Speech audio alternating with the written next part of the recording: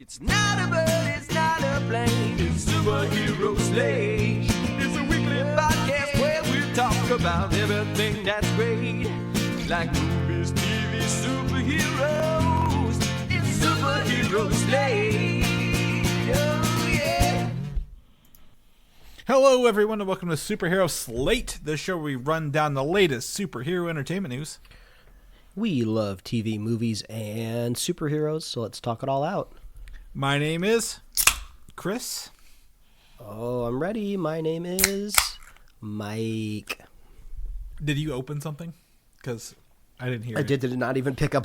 No, I don't think you picked up on the microphone. Yeah, you might want to check your volume. I think your volume's down a little bit today, but that's fine. Hey, I think Discord just wiped it out. It'll probably be on the recording of the podcast. Okay, so, all right. I'll cross my fingers. I'll see if I can. If not, I'll edit one in for you. How about that? The listeners heard my cherry float Coca-Cola. Yeah. If you have to add in a sound effect, find like the most like stereotypical, like, you know, in every TV show when they close like a jail cell door, they use like the same sound effect of like the clink, clink, clink, clink, ching to shut it. Like, I want something like that for like a can.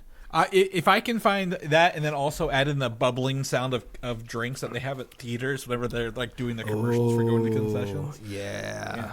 I'm not making promises, folks. If you've gotten this far and you haven't heard it, I'm just too lazy and I don't care. That's for how the it show. goes. But this week, we got our first look at God of War and his boy. If you've played the game, you'll understand that reference. Marvel's Wolverine game also gets a release date this week. Yeah, I forgot about that. Scary Movie 7 trailer leaks. I don't know if you've watched this yet or not, Mike, but it's definitely something we want to talk about and more. Yeah, speaking of cherry floats, I'll segue right into our first micro food topic at the top of the show. The new Red Bull Cherry Sakura flavor has hit the market, and we both got to try it this week, which is rare. I feel like Chris's Louisville market and my Los Angeles market never syncs up with new flavors of anything, but it just happened to work this week for us. And it was touch and go for me, Chris, all week. I think I mentioned this to you.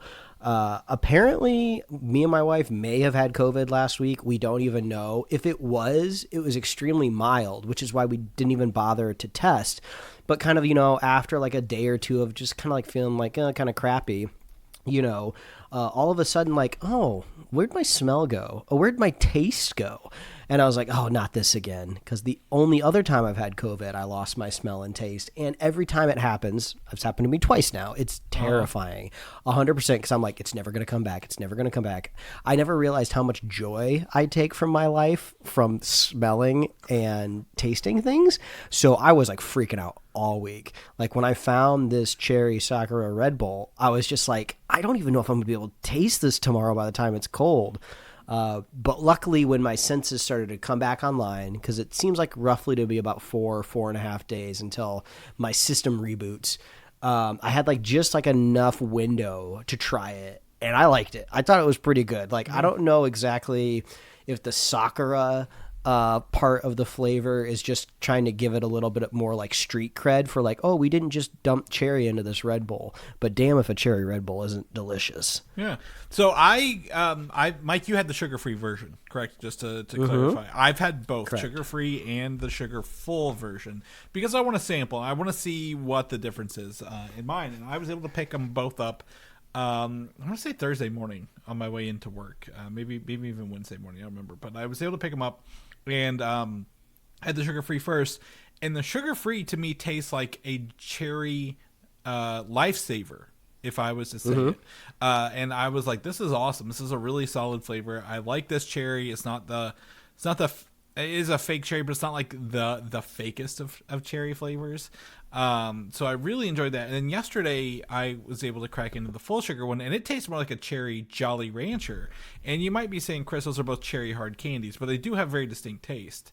The one thing I did notice, though, that everyone else in the car when I opened up noticed yesterday was that they said it smells like there's like an apple flavor into it, like an apple like scent in it. And I wonder if that's like the Sakura like kind of mixing in with the cherry, like bringing a tartness to the sweetness a little bit, because it is a good flavor and it rides that line of tart and sweet at the same time for a Red Bull. But I'm here for this spring Red Bull. Absolutely. I agree with you. It is definitely, you have to be careful. It's the same color as the coconut berry ones in the white can. So just make sure you're grabbing the white one that says spring in red rather than coconut berry. Yes. But it is delicious. You are going to need every ounce of caffeine in those cans if you want to make it through McDonald's new giantest sandwich I think they've ever made, the Big Arch. This thing was only like slightly on my radar just from all the, the random social media pages that we follow, Chris, when they talk about new food. I'm usually not like the first one to like run out to try like the new fast food inventions. Like Taco Bell probably hooks me. I am the other way. You know me, Mike. If I can find it, I'm gonna get it. My hands on it. Yeah. Continue. But there was this video that unfortunately went viral for McDonald's this week of the CEO sitting down and trying the Big Arch. Like obviously he's had it before, but he kind of like was promoting it and he ate it on camera, and he just approached the entire like little social media video as a CEO would, of like he's hitting the talking points. He's like, it's like he's timing out like every little smile he gives the camera. It's like he's like a politician trying to court like a vote or something like that, and it just all rings so oddly.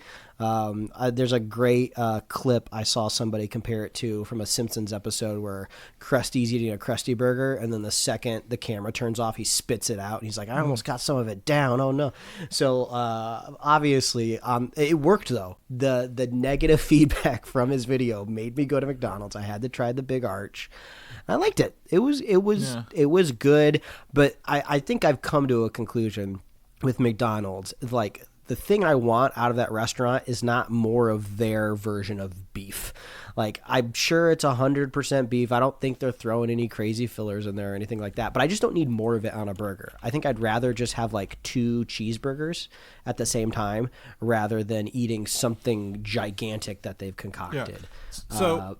well, let me paint a picture here, because Mike says this is a big thing. And for those who may not know, the Big Arch is a new burger dropping actually March 3rd if you go actually to like their website. So we got it early for once. You as well. It is 2 quarter-pound beef patties, 3 slices of white cheddar cheese, crispy and slivered onions, pickles, lettuce, and a new tangy, creamy Big Arch sauce, like tomato base, on a toasted poppy and sesame seed bun. Like, these are all words that I enjoy, but when I had this, it was the most mid sandwich I think I've eaten in a long time. And not to say that it's bad, but like you said, when you eat this, you know you're eating a McDonald's burger through and through. I will say, and it had a nice bun to burger ratio. Like, the bun actually like was the right size of the burger. It's kind of like if you get like a Whopper, it's about the size of a Whopper at Burger King. But I was going to say, like, this is the biggest burger from McDonald's, one of their biggest burgers, and it has about 1,060 calories for those who are counting their calories. But overall, I'm glad I had it, but will I try it again, Mike? Probably not. I think I'm just going to stick to the other releases they have there. I am a quarter pounder deluxe person. I'll tell you my menu, my order right now is always a quarter pounder deluxe if I can, because I love full lettuce and a slice of tomato and like sliced onions on a burger. I like a fully dressed burger, Mike. I don't want a naked burger. Put some clothes on that thing, and then I'll eat it. So that's how I feel. But like this was fine. But like it's just kind of felt like a bigger Whopper, or not Whopper, Big Mac at the end of the day. So I don't know. I think Burger King's actually tweaking their Whopper a little bit. I heard that in the headlines that they're adding what is it? They're adding a sheen to the bun, which I believe this is something McDonald's did a couple years ago, and then fattier mayonnaise, and I think maybe tweaking like one other thing, but they kind of have to leave it in its current state, or people won't buy it anymore. It won't be the Whopper anymore. But man, there's a battle for burgers out there, folks. It's true. And to help with that battle of burgers, I finally got in my Kickstarter game, Burger Battle, Dice Burger Battle, Burger Dice Battle. I don't remember what it is. You've heard me talk about Burger Battle before on the show before, right? The card game made by my friend Andrew Heath. He's guested on the show before.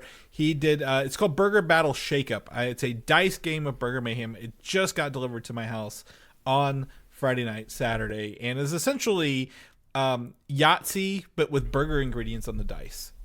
So you have 6 ingredients. You roll 6 dice. If you get 3 of an ingredient, you get that ingredient. If you get 5 of that dice face up, you get that ingredient permanently, meaning someone can't take it away or destroy it. If you get 6, you get to permanently keep it and then roll the battle dice. The battle dice either lets you blow up a burger, steal an ingredient, take another turn, or do nothing sometimes. It's a really quick game. Like, honestly, the first game my wife and I played was like 5 minutes. The second one was more like 20 minutes with 2 of us. This is just like a super fun game. Andy has such a great like design style. Like, I've shared, if you go to my Instagram, I've shared a picture of like all the artwork I have from him over the years. And this game, we have Burger Battle and cards, which is a really fun, like kind of like it's not a Go Fish, but it's I don't know the gameplay, but you're always trying to build your burger, but you're also fighting other people, like destroying theirs or blowing up or whatever. And this dice game is just like the perfect bite-size wink wink version of the game. I could take it. I really, really absolutely love it. And I don't know if they're doing any are they doing any sales? We're discovering this live, if this is actually if you can actually order any more, because I just got it, like I said, like one of the first people. He doesn't live very far, so this is pretty fun for me. But I sent you the picture of the game tokens and dice there in the little burger tube you shake the dice in, and I just love it. I just recommend it. So if I can find it a place to put it out there so you guys can buy this, I absolutely will. But I don't know if they're going to have it right away, or at least until all the Kickstarter versions get it out of the way first. My wife did beat me 2 out of 3 on this game. She is brutal. She can roll dice like nobody's business, and I was getting the worst rolls ever. So I just kudos to her. But you know, it's a very analog game. Mike, you've been playing some more of those digital Vigia games, if you will, this week. Yeah, I had a unique opportunity to play my very first remastered video game. Where I've actually played the original. I think one of the Last of Us games I've played before was a remaster, but I'd never played the original before, so I didn't really know what to compare it to. And I think technically, like Fallout 4, not a remaster, but they did like something extra to it before I started playing it. So I got a copy of Metal Gear Solid Delta, which is the remake of Snake Eater, which is the 3rd Metal Gear Solid game. It's actually a prequel, so many disclaimers there. But still, the original came out in 2004, so I'm pretty sure I bought it with my own money, smack in the middle of high school with like a part-time job. And if anyone's ever played a Kojima game before, they're very striking. It's like his fascination for Western theatrics, but then also, you know, just the Japanese sensibilities of making a video game over there.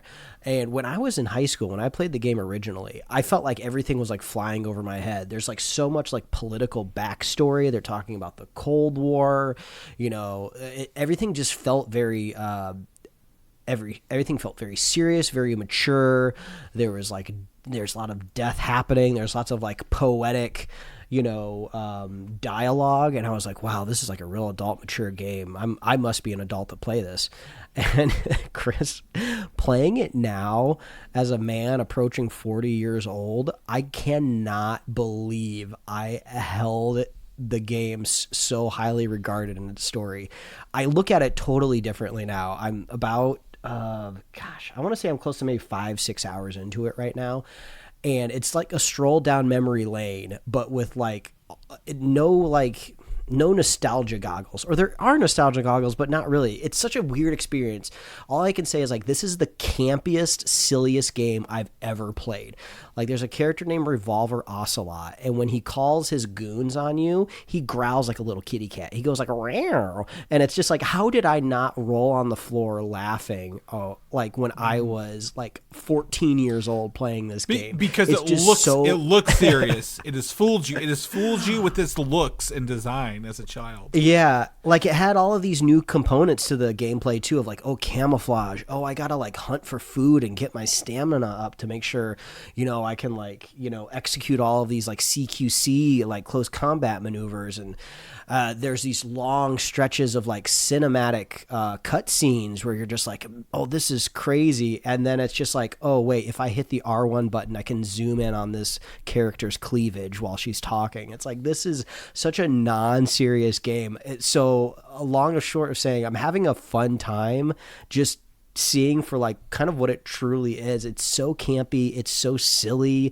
There definitely are serious moments, but there's like characters that do like silly like Ginyu Force poses. Like, and I can't believe like a man who could control hornets and he's standing like a character in the Ginyu Force. I took him seriously at all. But it's been such a trip. I'm still having fun playing it. But they never kind of fixed the one glaring problem I had with this game, even back in 2004, is this game is overtly stealth game. Like, they put so many of the mechanics behind of being able to beat everything stealth. Like, you can beat the whole game, I think, technically without killing anybody. Maybe you can't get by not killing the bosses, but like every like NPC, you can like sneak past them. But that means like everything is kind of level based. So you're just trying to get from like point A to point B, and you can just sprint past everybody. I mean, like, they'll see you, right? And they'll shoot at you. But even if you're on normal mode, I can run from A to B. I can run from one side of like this military base to the other side of the military base getting shot at. But the second I walk through B and I transition to like the next area loaded, like, there's no one running after me anymore. So I'm trying to take my time and slow myself down, and I'm putting my own kind of impediments in front of me. I keep telling myself, like, no, Mike, let's not just get up and run to the other side. Let's try to enjoy what they built in this remake. So I'm curious if anybody else has ever had this experience before of, like, going back to a game from, like, their formative years and just looking at it through a whole new light. But it's been wild. I think it's on sale on Amazon. I got it for like half off, so go check it out if you're a Metal Gear fan. Mm-hmm. Truth time, I've never played a Metal Gear game my entire life. Right here, just no access to them really. Growing up, so I mean, this would be a decent starting off. This is the first remake that they've done. Chronologically, it's kind of one of the first Metal Gear Solid games in the timeline, and then you don't have any of the advanced materials yet, because in the modern Metal Gear Solid timeline, you have like a little radar in your bottom left hand corner where you can see where soldiers are. In this game, they don't have that because you're in the Cold War, so you have like facsimiles of it that are battery powered. So yeah, I think this would be a good entry point to the franchise. Did that come with a couple other games with it too, or just that one?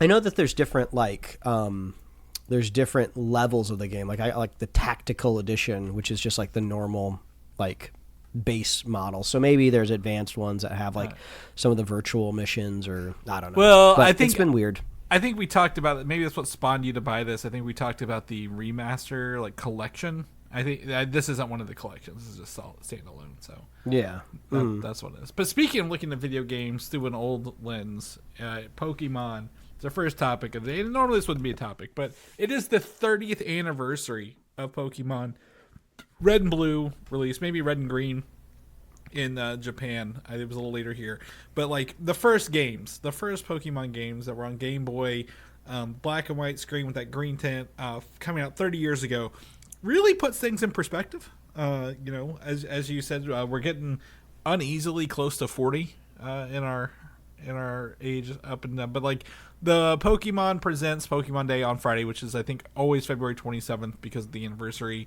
They had a bunch of stuff. One of the cool things I saw, I didn't put here, I think I shared it with you, is essentially a miniature Game Boy that you could put fake cartridges in, and they just play the original songs from the original game. Yeah, that was fun. It reminded me of those hit clips from like the late 90s, early 2000s that you could get. It actually was like it's like 41 songs, and like the whole set was like $70. I'm like, that's really not too bad comparing what Pokemon's charging, like $800, or it's like, is it whatever their Lego price is, like $700 for their Lego. I'm like, this isn't too bad. But with that, on Friday, we already knew this. the week before, but it did come out. The Switch now has the available for you to buy, download, and play Fire Red and Leaf Green, which were essentially Game Boy Advance remakes of the original Pokemon game. So if you have been like myself, I will emulate the hell out of these games. I even have the originals, but I did buy them Leaf Green to play because I'm like, I want to try it on my Switch. What's the Switch look like? It's portable. It's made for this. You can trade with other people who have the same systems, but it is fun to go back and just see those original 151 Pokemon, Mike, like the ones we grew up with, the ones that we can still name and know without feeling like we've really lost the plot. Like some of the newer games where like there's one that it's just I think just a car engine as a Pokemon now or something. So it gets wild. But I was really it was fun to see some of the other games on the newer stuff. But I'm really excited to kind of see what they come out with some of the stuff this year on the 30th anniversary. But it is fun to go back and play these games. So if you did grow up playing these and want to play them yourselves, or maybe you've got kids who are getting into them, Fire Red, Leaf Green on Switch and Switch 2 are definitely up your alley for that. Mike's even got a Switch. He's eligible to even play. I don't know anyone who doesn't have a Nintendo Switch at this point. So absolutely fun to play and do that with. Moving up, I had a lot of messages about this trailer, Mike. We're going to stay in video games for a little bit. The trailer for Mortal Kombat 2 released a second trailer. And I had a lot of people reach out to me. And can you guess why they reached out to me, Mike? I don't know. Because there's actually a tournament in this movie. They talk about the tournament. Yep. They show the indicators, people are winning. It's actually follows the plot of actually one of the video game characters, not a made-up character from the last one. So I am thrilled to see this. Whether the movie is going to be good or not, can't say it's going to be good or not. But by Mortal Kombat movie standards and just hype levels, definitely some fatalities, a lot of classic moves. We get to see characters such as I put down here, Noob Saibot. People are familiar with him. Shao Khan, Kitana, Jade, Sindel, and others. I'm excited for this. This is the first time in a while I've been excited to see a Mortal Kombat movie because it's got a tournament and because of all the game lore thrown my way. Because this is like one of the 3 Sega Genesis games I had as a kid. And when you play those old games, there is no story. You don't get a story. You just pick a character and go to town fighting each other. So I'm excited for this. It is coming out May 8th in IMAX. This is we don't have it in here, but people may not know. Spider-Man and Avengers Doomsday are not being released in IMAX theaters this year. Because what is it? Dune apparently is supposed to be capitalizing on some of the IMAX screens. I'm not 100% convinced that maybe some things won't possibly move or shift to steal some more IMAX screen time. And the other one's the Odyssey. The Odyssey is taking over Spider-Man slots, and then Dune is taking over the Doomsday slots for that. I wish they released more IMAX movie versions into streaming like Disney's done over the past few years. Not that it makes a lot of difference at the end of the day, but we do get a lot of black bars when we're watching movies, so they could absolutely fill that space with that full frame IMAX stuff that they're already filming and putting on here. So there's that. Also, it's Carl Urban. Mike. I love Carl Urban. Yeah, I mean, this live action Mortal Kombat movie has the same challenge that everyone does of how do you explain the character of Johnny Cage in this universe, because he's just a human. He imagine like a Tom Cruise that's actually really good at fighting. Even the best fighting human being is still fighting demons or people with magical powers or giant teeth, or they're shooting bones or something out of their hands. There's something insane. So it works in a video game, right? Because it's a silly little world. But when you try to adapt it to screen and give it a little bit of realism, it's just hey, I love me some Carl Urban, but how are you not getting trounced by every single fighter in this? The last thing they literally say, Liu Kang says Johnny will die when he's fighting Baraka. So I think they're aware of that as well. in this. Like it's got a little bit of self-referential things, but maybe he's like Steven Seagal. He's not really an actor. Mike, he's a martial artist who just happens to be in movies the whole way through. I'm also like one of the cool things about Mortal Kombat, the games, and then also this is like anyone is fair game to be killed throughout this because you can see Kung Lao. He died in the first one. He comes back. He's got a spiky hat on. They can become revenants. They essentially brought back to life by Quan Chi.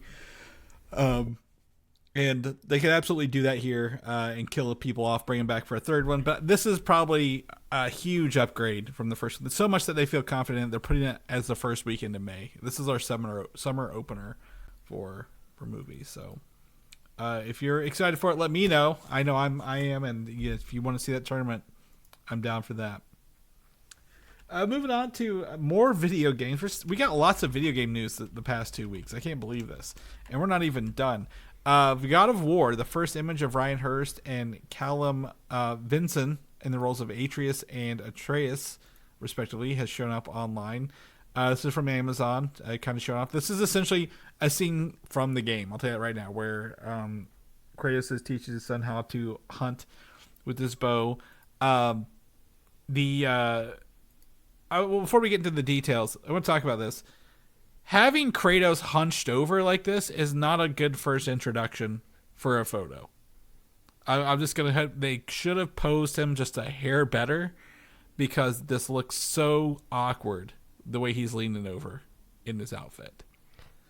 I mean, so much discourse this week over this one photo, and I don't even have a dog in this fight. But it does kind of feel like it's being treated slightly unfairly, like, you know, same energy of like Ugly Sonic, where it's just like, okay, I think you're going a little overboard.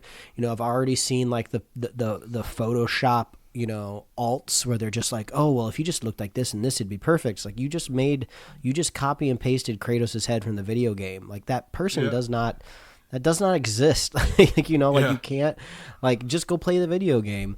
But also at the same time, and I don't know if this is due to the fact that just cosplayers are just getting so good, you know, there's, you know, money and attention to be made if you can, you know, make the best, most accurate costume. But it's like seeing this on the screen, my brain just goes like, oh, is this a movie? Is this a TV show? Or is this a really good cosplay? Is this like a cosplay, like TV, like a shoot? Like they got a photographer in the woods and, you know, decided to highlight their costume there.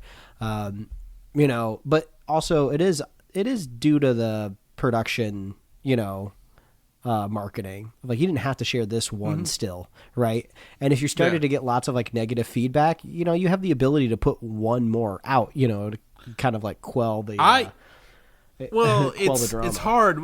We've talked about this, and I will always go back to our discourse of the Black Panther suit being loose and baggy.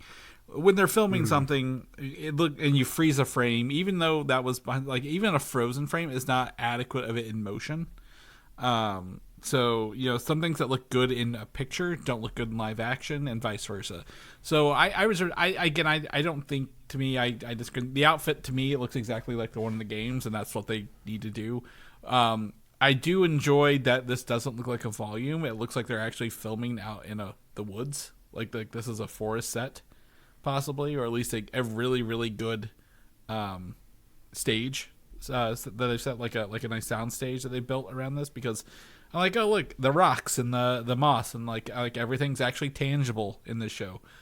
So I don't know. I'm pretty excited for it. I think the biggest thing I take away is this is a really, really weird pose for a fighter, like that people are very, very like I don't know, precious with along the way. So I think if they just maybe give us another one with his axe, because his axe doesn't, but give us a battle shot. I'd love to see him in the middle of a battle doing that. But they are filming it.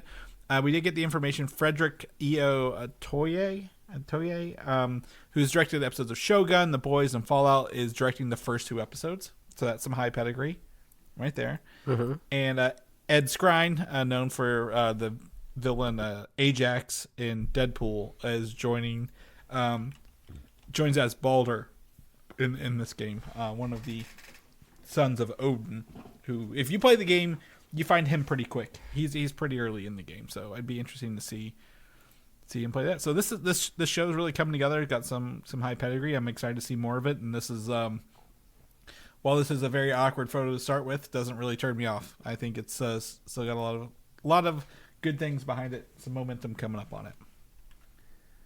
Also in PlayStation's realm, Wolverine from Insomniac is announced it is releasing September 15th on PS5 in the most anticlimactic release video ever. It is 6 seconds long, gives you the date, no new gameplay, a static shot. I really think they're just pushing this out to beat Grand Theft Auto 6. Like, you don't want to come out after or within the 3 to 6 months after Grand Theft Auto 6 and still hope to tread some ground, if that makes sense. Yeah, when is GTA supposed to hit?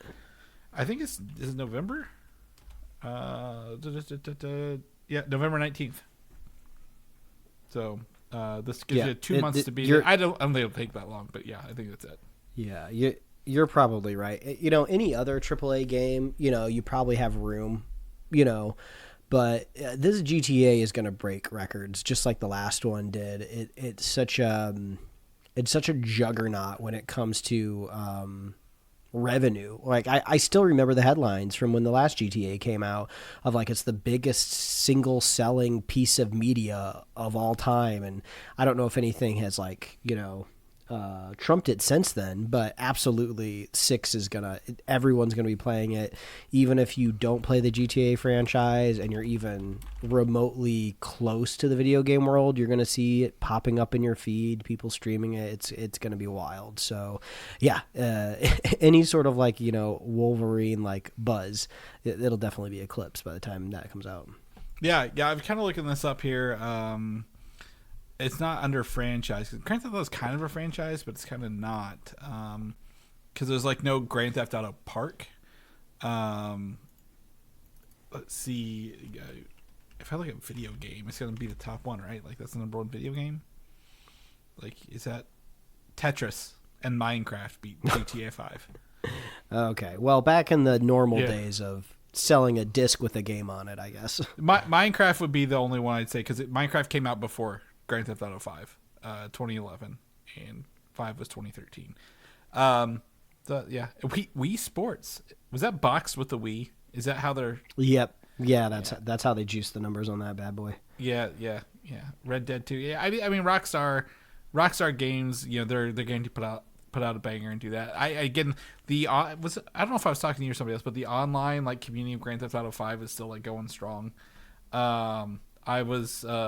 I got a new racing wheel recently, and I was looking up mods how to drive the cars in Grand Theft Auto 5 with a racing wheel. I don't want to be shooting people while I'm driving, unless I can figure that out. But if I can at least drive the cars around, because that map is so big, you could drive for hours and never see the same place twice. So, but yeah, Wolverine. I get excited for this. I went back and watched the original trailer just to make sure he's killing bots, jumping on stuff, slashing things. There's some Sentinels, Mystique, Omega Red. Very excited for this. I don't know a lot about it. I've not looked a lot into it, but hopefully they get on a marketing blitz maybe this summer to come out for that. On the flip side, if you're looking for some older Marvel games that maybe you grew up with, the Marvel Maximum Collection was announced and will be coming out. So it is 6 classic Marvel games and 13 versions of those games on one collection. And you might be saying, what does that mean? Well, an example, one of the biggest, I think the biggest pull on this collection, Mike, is the X-Men the arcade game, the original 6-player game, I believe. Mm-hmm. It's on there. It only came out in the arcade, so there's an arcade version. However, you may be familiar with Captain America and the Avengers. Had an arcade version, a Sega version, and a regular Nintendo version. Spider-Man Maximum Carnage, Super Nintendo, Sega version. So some of them have different ones. Kind of come along this. So the games are X-Men the arcade game, Captain America and the Avengers, Spider-Man Venom Maximum Carnage, Venom Spider-Man Separation Anxiety, Spider-Man X-Men Arcade's Revenge, and Silver Surfer. So it's funny, I didn't even know Arcade's Revenge existed for video games until I bought that lot of games back in January, Mike. And I have now 3 copies of that game because they were just in there in piles for Sega Genesis. So it's funny how that game is now everywhere. Yeah, there's a YouTube channel I really like. I want to say it's called Arcade Rewind, but maybe I'm not recalling the right name. But he has a fun segment where he'll emulate, an arcade game, usually, because that's the only way to play some classic arcade games. And then he'll just keep track of how many, credits he has to use, and he'll judge the game on how much of a kind of like a coin sucker it was, how abusive it was from stealing money out of your wallet. And he often remarks about how, some of these games would be literally wiped off the face of the earth if it wasn't for like an emulator, because they only existed inside of arcade cabinets. Yeah. And back in the day, like arcades were like the zeitgeist. Like that was it. You were like, we just talked about Mortal Kombat. That's where it originated from. Yeah, it's cool that they're, putting some of this stuff out in a package, Yeah, I mean, this is very similar, I would say, to the Pokemon Fire Red and Leaf Green. They're essentially just taking the ROMs that people have been playing online for a while for historical purposes, and then just essentially repacking them as like one big emulator. Now, X-Men the arcade game is fun to me because, like, again, 6 players. I would love to play 6-player online with people. Like, I think that would be super fun to actually relive that. Without having that double screened machine that's so large in the arcades. Other bonuses include digital archives on it, including high-res scans of the original box art, instruction manuals, and vintage advertisements, as well as a built-in music player if you want to just listen to the old soundtracks. Emulator features that we've come to know and love recently include players can rewind gameplay and create save states at any time. So, Mike, if you get to the point where it is just sucking down those virtual quarters from you can't beat it, just create a save state, come back to it later. Or rewind and do better. High-res box art is huge, right? Sometimes the only way people, like collectors, can reproduce a box is like somebody out there either has to like diligently try to remake it digitally, which, if you're not really grabbing the right textures or the right assets, you're not really authentically recreating it, or somebody has to take like a pristine box and either try to scan it or photograph it just right. But yeah, if these companies, are good enough at saving their legacy media, they probably have the, original print file somewhere, and they're like, oh yeah, we can just make this part of the release.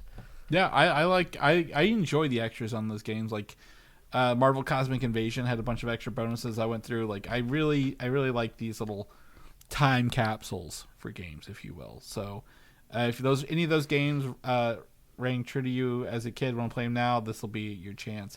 I will tell you, Silver Surfer is a bitch. That is a hard game, and I will tell you right now, you will be frustrated playing that. But for those who may have not had a chance to play it, I just want to give you early heads up when this comes out. I don't have released it yet, but as soon as we find out, we'll let you guys know.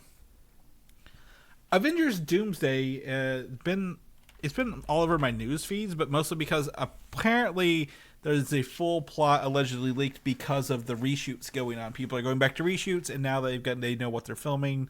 They kind of piece together what's coming, or like because maybe someone got access to like a full script. I don't know. I can't confirm if it's true, but the alleged plot leak I have seen seems super detailed and possibly likely. However, it could be fake just as anyone else. Being more detailed doesn't mean it's actually the final cut of the film this early. So yeah, I read some of the brief details that leaked, and then kind of once I knew what I was reading, I was like, oh, I don't need to see any more of this. I want to go in surprised, since it's been so long since we've had an Avengers movie. I would like to go in excited. But yeah, I think I saw one detail. I'll keep it spoiler free, of like, the movie's going to be spending a lot more time in this area compared to this area, and I just keep thinking, well, until the edit's done, like who knows how long any of the characters will exist in any like part of the story until they start finding it in the edit. So yeah, I don't know. Mm-hmm. And also, one benefit that you can add to it with the Russo brothers in charge, they are not unfamiliar with working on a gigantic movie like this. Maybe they leak this themselves. Maybe they're, throwing random stuff out there to make noise. I think even Ryan Reynolds kind of talked about that when he was working on Deadpool and Wolverine, of like, they were just making their own leaks just to confuse people. So, it's best just to wait. It's been like 7 years, right, since we've had a proper Avengers movie. So just be patient and you'll have fun. Yeah. Yeah. The only thing I will say, I saw this, that there's no spoilers so far, that this person who gave everything wouldn't even said that and this got me excited. It's for the century that nothing like what the Golden Guardian of Good will do in a key scene in the film has ever been done in the MCU. He's going to leave it at that. There's no reason anyone else needs to feel compelled to spoil it outright. So apparently, if true, there's a huge century scene that's never been done in the MCU, and I would love to see this, whatever this is. Maybe it's minor, but like it sounds pretty big, and I'm like, I don't know what it is. Also, I don't even want to know what it is.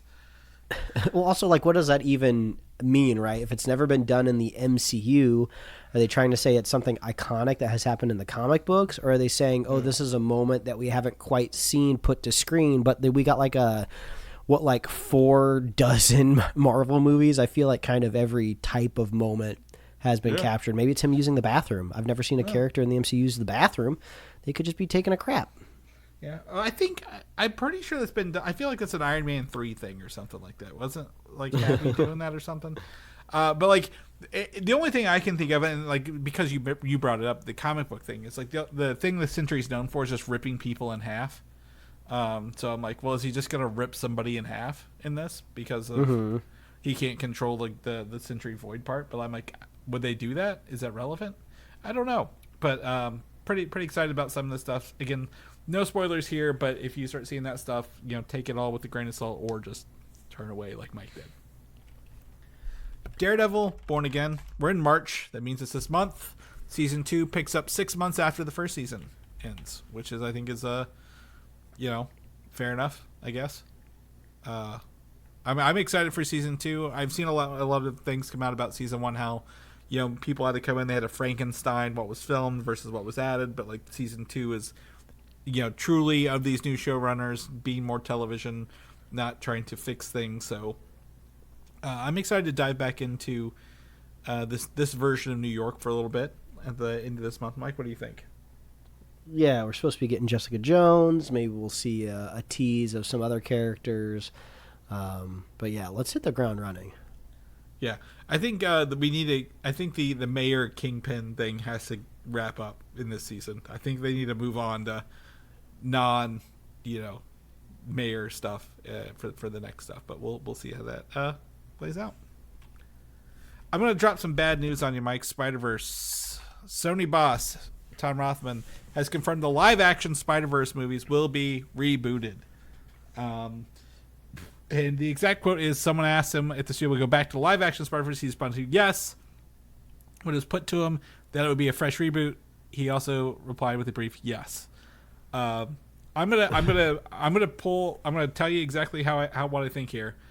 Sony has to say they're working on Spider-Man for them to keep the license. If they don't say they're working on something with Spider-Man, that puts them in like that weird law where they oh well, you're not working on it, so it's going to revert back. So I think he just has to say yes, and then eventually get somewhere in several years down the road. Yeah, maybe that could be it. I hope, we talked about the Spider Noir trailer last week of how we were so excited because it just seems so fresh and original and weird.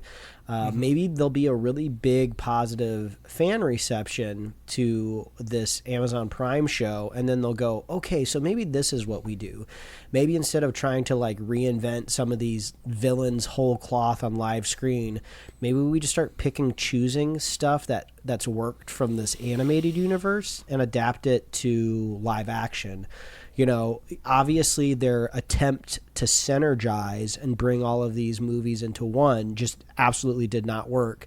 They never got the payoff of, putting them all in one and then the box office growing exponentially, right?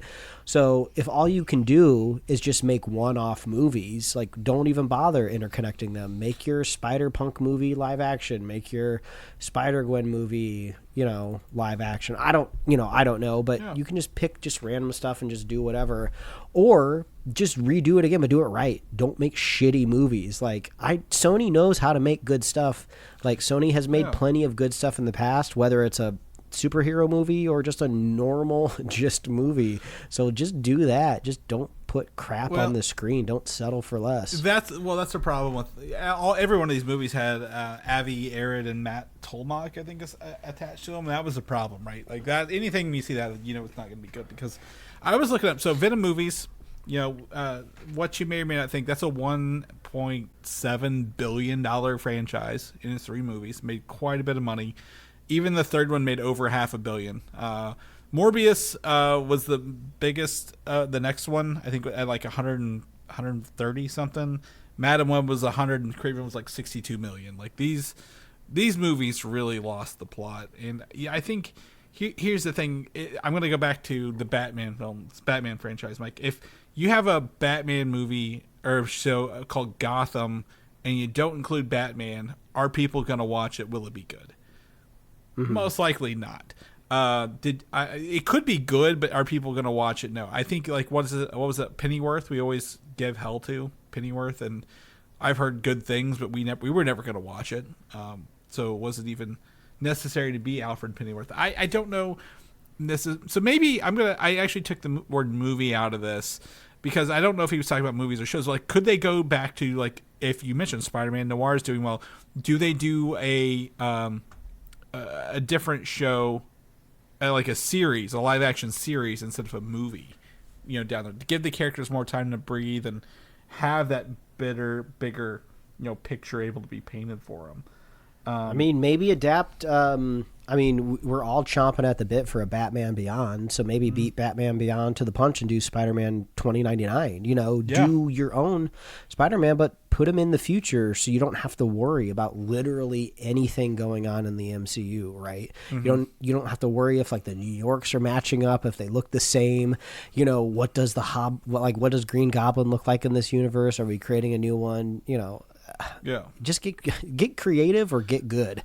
You got to do one or the other. Yeah, and it's just hard. I think it was just hard because all of Spider-Man's rogue gallery really, really, really, really relies on him being Spider-Man being there, right? So that would be the hardest thing. I think the Silver Sable was in Silver and Black Cat thing was like maybe the closest they could have done something that maybe was like Spider-Man adjacent, but didn't really need him to be there. But I don't know. It doesn't have me faith unless, like, they deal with Marvel and they're like, oh yeah, we're gonna reboot it, and we're gonna work with Marvel on our reboot down the road. So I don't know. We'll see.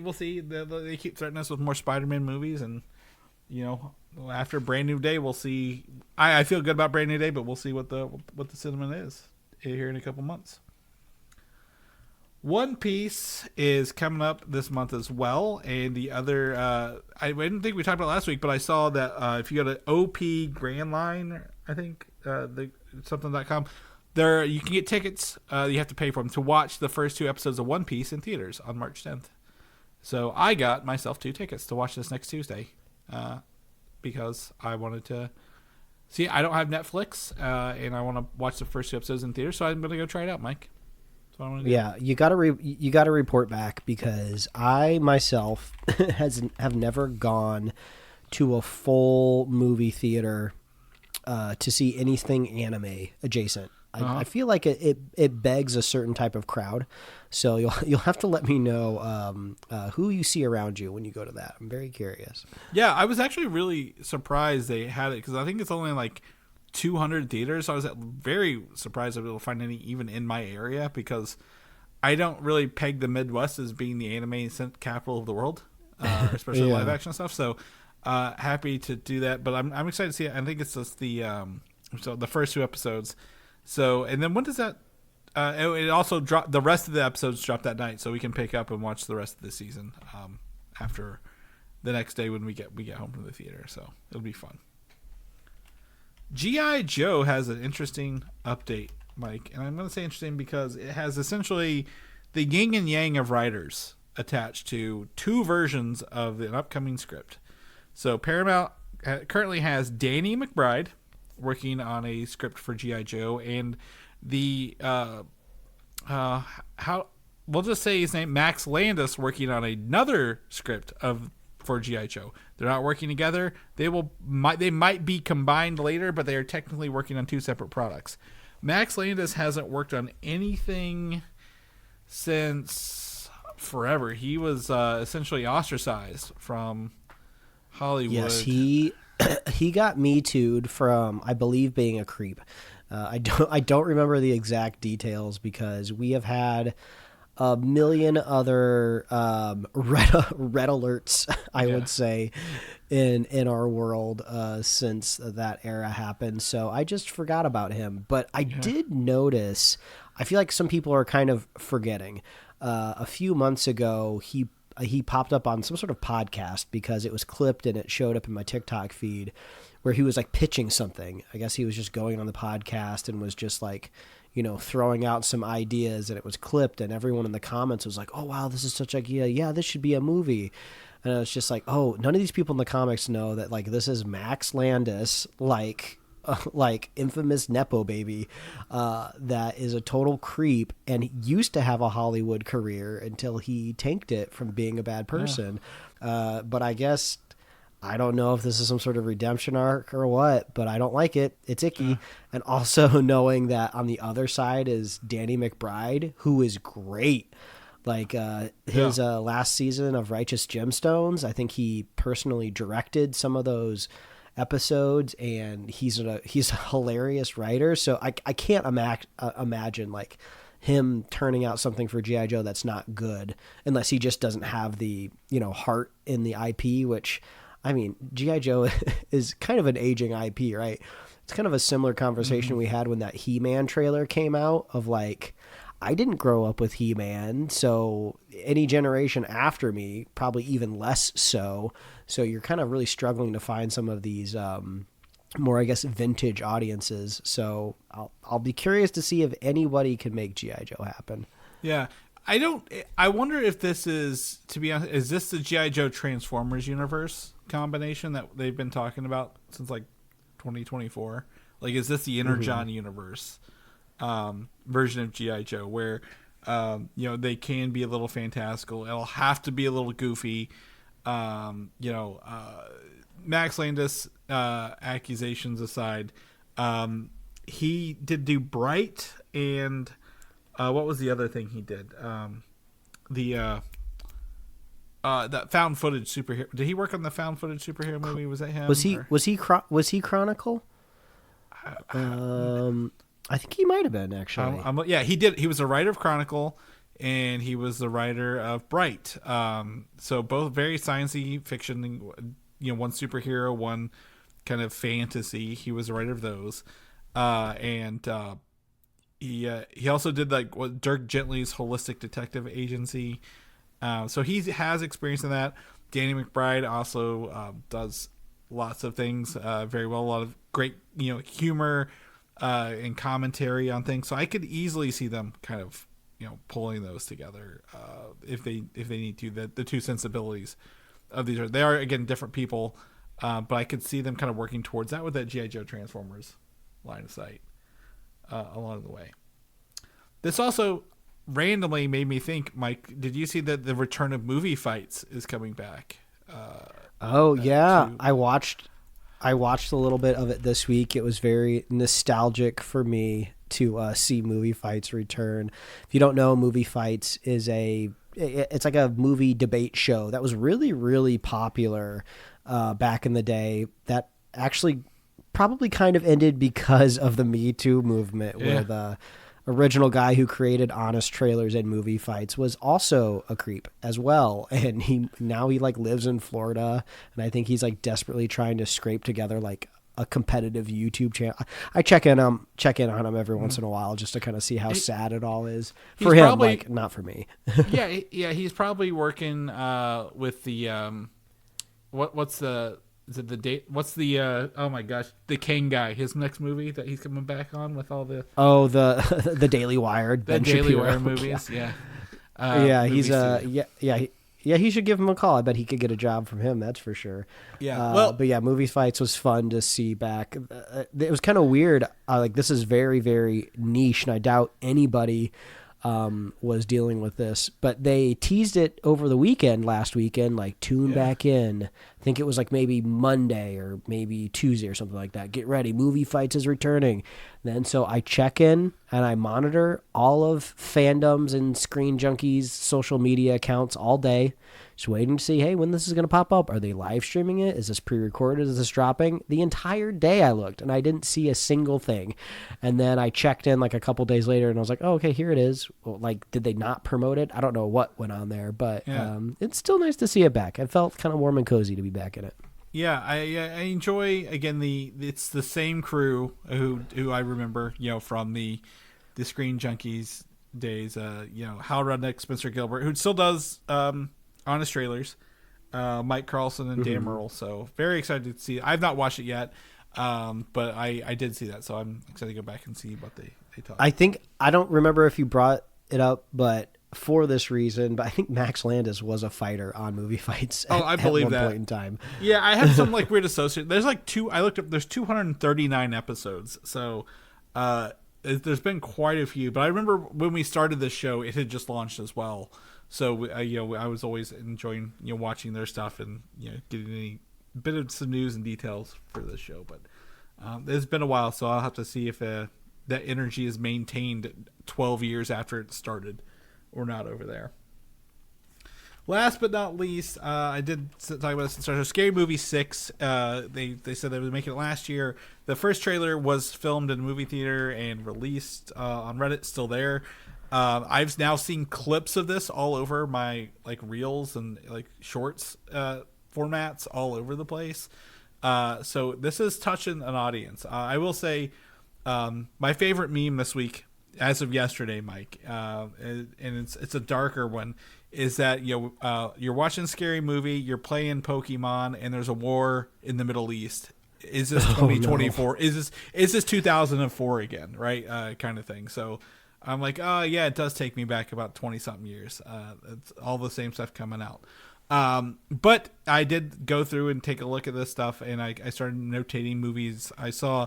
So Scary Movie 6, known for being a very, not tasteless. What's the word I'm looking for here? It's a parody, but like, not black comedy. What's the right phrase? Yeah, it's like a critique, a parody, a send up, whatever you want to call it. And it's one of those where nothing is safe. Like literally, it's the two of the Wayans brothers.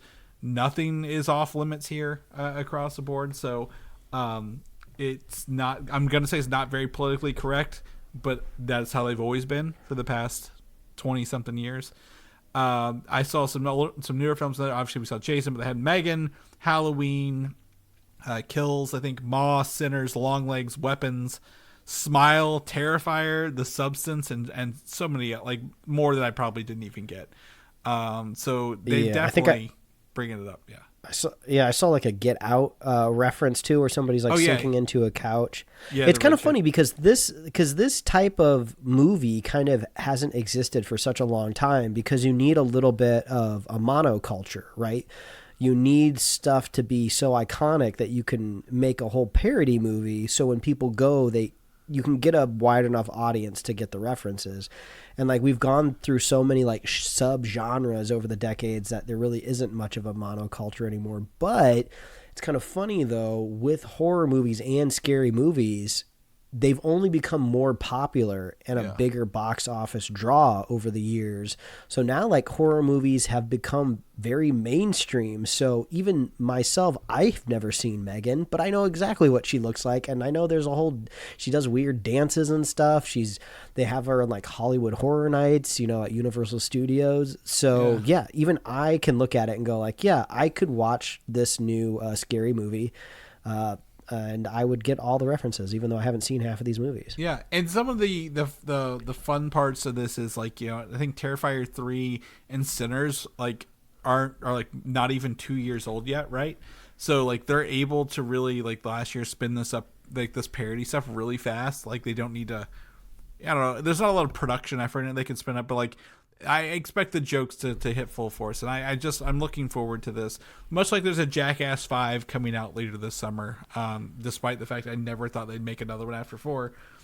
These low budget films that are pretty, I don't know, niche, I guess maybe, I don't know, are kind of making a little comeback this year, and when we need nostalgia to really do this. So yeah, I would slightly. I'm lowering my expectations a little bit more now because I looked up Scary Movie 6 coming out this year on IMDb because I was curious to see like, oh, is there any like fresh new talent behind the camera, like anybody, a new director, or some new writers or something like that, and no, it's the exact same team that has made all the other scary movies. So I guess if you like the other stuff that they've made, we're going to be getting more of that. But I don't think we're getting any fresh takes here. Oh yeah, no, I think it's just a continue. The only thing I would say is I don't think I remember Scary Movie 3 is the one that had like the biggest impact on me, and that was like the one that parodied Signs the most.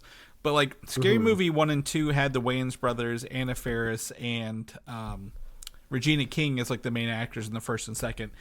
I don't think they might have been in the other ones, but like the 3, 4, and 5 really didn't have that core cast of characters. And this is the one that looks like it's bringing back the core cast as well. And I think that's the important part, right? Like, if they're there, they're all part of this. There will be some like head shakes and some like real like face palmers in here. Like they're not all winners, but this feels fun to me, and I'm excited for it. Little throwback. I don't think my wife has seen any scary movie that she admitted this year, so I'm like, well, look what we get to do leading up to this. Wait, are you telling me she doesn't know what "Take My Strong Hand" means? Like that's like one of the most iconic movie lines. And he's in here. That guy is back in here with the small hand. I don't know if you saw that in the trailer or not. Oh no, I didn't catch it. Yeah, he's back, and that's really what I told her. She's like, I've never seen it. Well, I was like, well, grab my strong hand. We're gonna go watch some scary movies. I love that. There's also a scene, and I will preach this scene today in Scary Movie 3, because it's got Charlie Sheen. And the guy was in Blackish, the main guy in Blackish.